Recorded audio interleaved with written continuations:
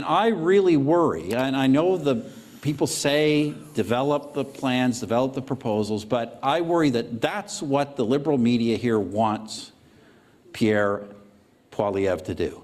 Make himself the issue, let them hold him accountable, for his solution. while the government, you know, continues on what I think is, for the most part, a pretty poor course, and they're off the hook. The time to tell people about your alternatives in detail is in an election campaign. And look, what's important though is, while you're not talking about those details now, you better be developing them in the meantime. And I can tell you from experience, once you get into office, you better have some idea then what you're going to do, because it ain't going to fall into your lap. And look, unfortunately, when Pierre becomes the next Prime Minister, and I believe that's going to happen, he's going to face, I was very fortunate, you know, I was one of the rare Conservative Prime Ministers in 100 years who came to office when things were actually pretty good. And I don't think Pierre is going to come in under those kind of circumstances.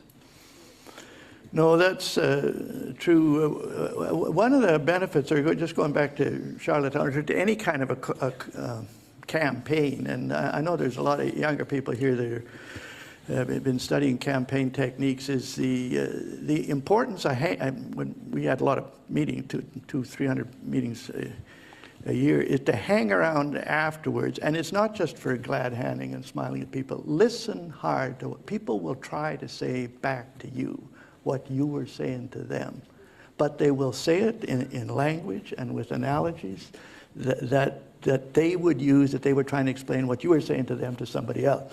And one of the ones I remember from the Reach Lake and Charlottetown, of course, because these were arguments with constitutional things you could put people to sleep by. We had a big, long thing reciting on all the previous attempts to try to get national unity through constitutional change and how they failed. But it was dull, and you put a crowd like you to sleep. And after one of those meetings, I think it was during the Charlottetown Accord, I was talking to people after, and then this guy says to me, he says, "We're like kids in the back of the car," he says, "and we're trying to get to this place called national unity, and we're just saying, are we there yet? Are we there yet?"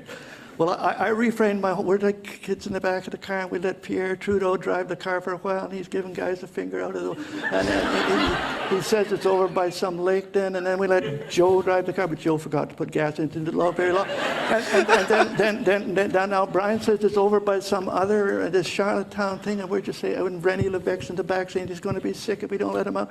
And, you know, I carried that whole argument of constitutional attempts to reform or unite the country through constitutional change, and it was based on an analogy like that. And I think it's important in any of this campaign to listen hard to what people are saying back to you, because they will use language and illustrations that can be useful to you in election campaigns, referendum campaigns. But look, I'd also add to all that, Preston, what is forgotten now is it wasn't just the positions that people had on those issues, that those weren't the issues that people actually cared about. Like we were, early 90s, we were entering a recession. And everybody wanted to focus on the economy and budgeting and taxes, and the governments were focused on constitutional debates. And that was devastating.